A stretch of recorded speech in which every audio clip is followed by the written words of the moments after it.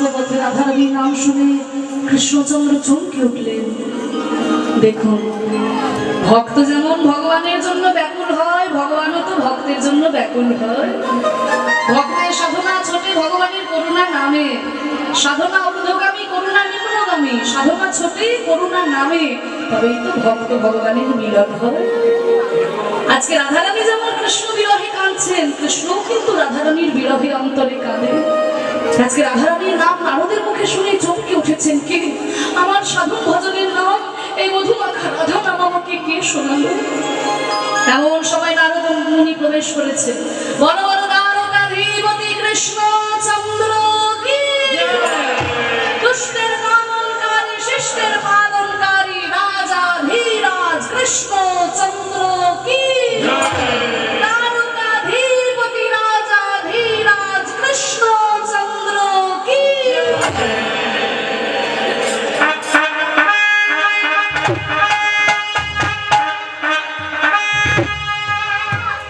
রাজপ্রাসাদে যেই না প্রবেশ করেছে, আসুন আসুন আসুন দেবর্ষি নারদ, আপনাকে দেখে মনে বড় আনন্দ হলো। কি ব্যাপার, এতদিন পরে আমার এই দ্বারকায় আপনার আগমন হলো, হয়েছে খুবই ভালো।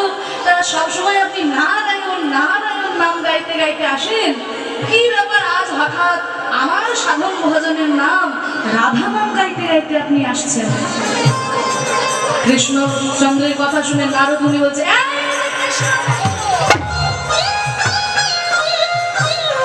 আমি হলাম মনি ঋষি মানুষ, ভাবের ঘোরের বাবাজি। তা ভাবের ঘোরে আমি কখন কৃষ্ণ নাম গাইব, আবার কখন রাধা নাম গাইব, তার জন্য কি তোমাকে জবাবদিহি করবো? বলে না না, আমাকে কেন জবাবদিহি করবে না, আপনি তো রাধা নাম করেন না। তাই শোনো, তুমি কি ভেবেছো তুমি একাই অবতার হয়ে এসেছো নাকি? তোমার মতো কত বড় বড় অবতার আমি দেখেছি, ভবিষ্যতেও কত বড় বড় অবতার দেখবো। বলে কেন এরকম কথা বলছেন? আরে বলবো না, এই যে তুমি এত বড় কুরুক্ষেত্রে যুদ্ধ বাঁধিয়ে দিলে, তা ভালোই করেছো।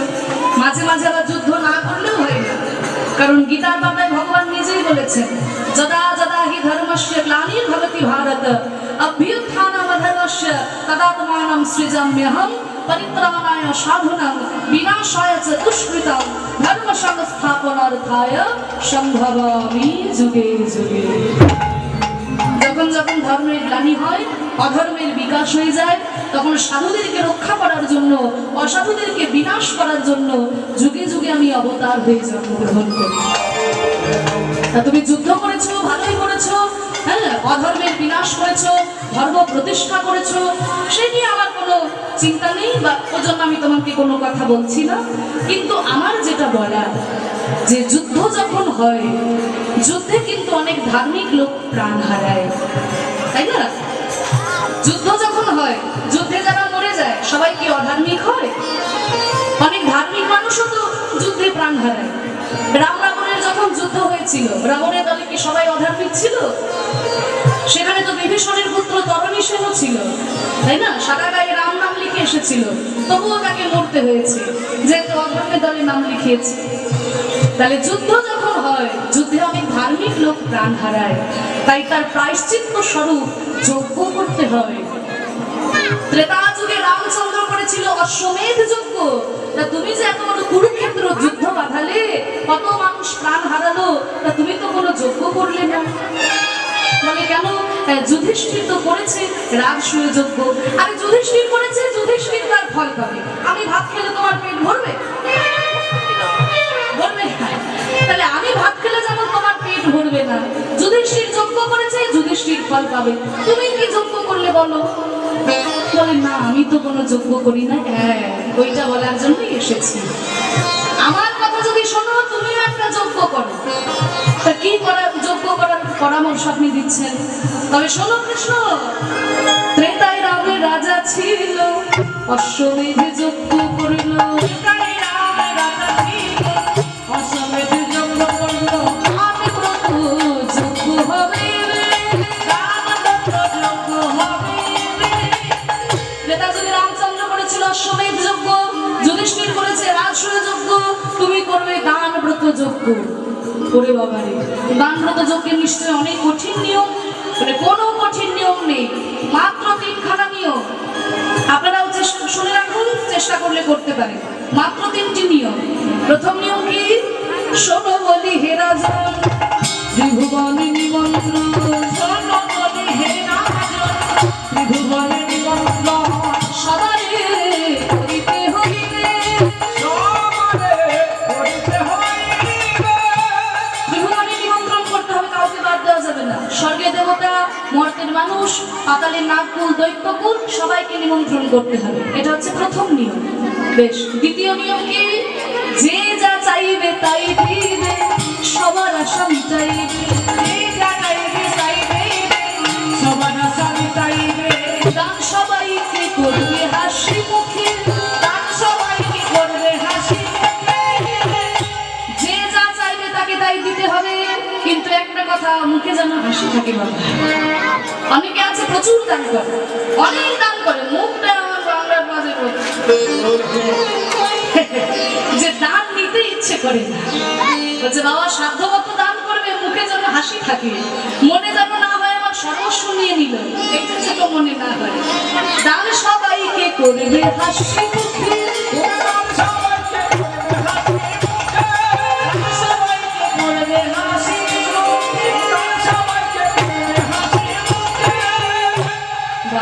যে যা চাইবে তাকে তাই দিতে হবে, হাসি মুখে দিতে হবে। এটা দ্বিতীয় নিয়ম। তাহলে 3 নম্বর নিয়মটা কি? এটাও কিন্তু খুব গুরুত্বপূর্ণ, মন দিয়ে শোনো। সর্বশেষ দান দিয়া ভিক্ষার ঝুলি কাঁধে লইয়া, ভিক্ষার ঝুলি কাঁধে লইয়া, ভিক্ষা করে যাবে মন সুখে, ভিক্ষা করে যাবে মন সুখে। সবার শেষে, সবার যাদের কাছে তুমি দান দিয়েছো, সবার কাছে আঁচল পেতে ভিক্ষা করবে। এইটা কেমন নিয়ম হলো?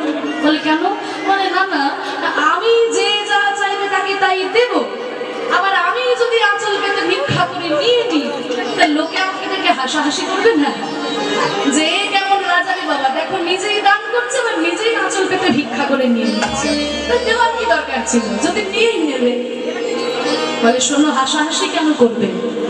মনে করো কাউকে তুমি 1 কোটি টাকা দান করেছো, 1 কোটি টাকা দান করেছো, তারপরে যদি আঁচল পেতে তার কাছে তুমি 1 টাকা ভিক্ষা চাও, সে তোমাকে দেখে হাসাহাসি করবে কি গো? 1 কোটি টাকা দান করার পরে যদি 1 টাকা ভিক্ষা চায়, সে আপনাকে দেখে হাসবে? বলে না, তা হাসবে না, কিন্তু লাভটা কি? বলে শোনো, এতে তোমারই লাভ, তোমার দামের অহংকার দূরে যাবে, দামের অহংকার দূরে যাবে, দামের অহংকার দূরে যাবে। জীবনে কোনোদিন কাউকে বুক বাজিয়ে বলতে পারবে না আমি তোমাকে 1 কোটি টাকা দিয়েছি। তাকে তুমি যেমন 1 কোটি টাকা দিয়েছো বাবা, আঁচল পেতে তার কাছে তুমি 1 টাকা ভিক্ষাও করেছো। এই যে দানের অহংকার, এই অহংকার তোমার থাকবে না, তোমার দানের অহংকার দূরে যাবে, দানের অহংকার দূরে যাবে। যে যা চাইবে তাই দিবে, দানের অহংকার দূরে যাবে, দানের অহংকার দূরে যাবে। এই নিয়মটা তো আমার খুব ভালো লাগলো। তার নিয়ম তো বোঝা হলো, কিন্তু এত নিমন্ত্রণ করবে কে, তাই না? ত্রিভুবনের নিমন্ত্রণ বলে কথা, এত নিমন্ত্রণ কে করবে? নারদ মুনি বলছে আমি থাকতে তোমার নিমন্ত্রণের চিন্তা করতে হয়, আমার মতো নিমন্ত্রণ কেউ করতে পারবে? ও মাইদা, নারদের নিমন্ত্রণের নিয়মটা জানো তো? মানে যার নামে চিঠি থাকবে তার কাছে তো যাবে, ওটা পরের ব্যাপার। যার নামে চিঠি নাই তার কাছে আগে যাবে, যার নামে চিঠি থাকবে না তার কাছে আগে যাবে, গিয়ে জানিয়ে দিয়ে আসবে ওখানে যজ্ঞ করা হচ্ছে, তোমাকে নিমন্ত্রণ করা হয়নি।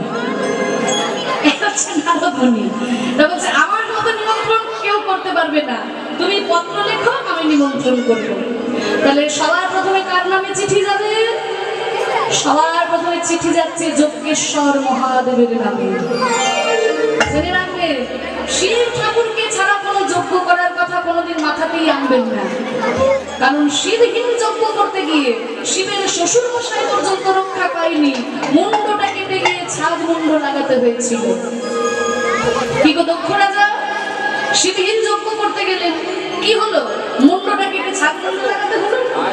তা শিব ঠাকুরকে ছাড়া কোনো যজ্ঞ করার কথা কোনোদিন মাথাতেই আনবেন না। সবার প্রথমে শিব ঠাকুরের নাম, কারণ তার নামই হচ্ছে যজ্ঞেশ্বর। তাই সবার প্রথমে শঙ্করে পরে শঙ্করী রে, তুমি শঙ্করে পরে শঙ্করী রে, প্রথমে শঙ্করী পরে শঙ্করী রে, তুমি শঙ্করে পরে শঙ্করী পরে রে, গণপতি কার্তিকে রে, পরে গণপতি কার্তিকে রে,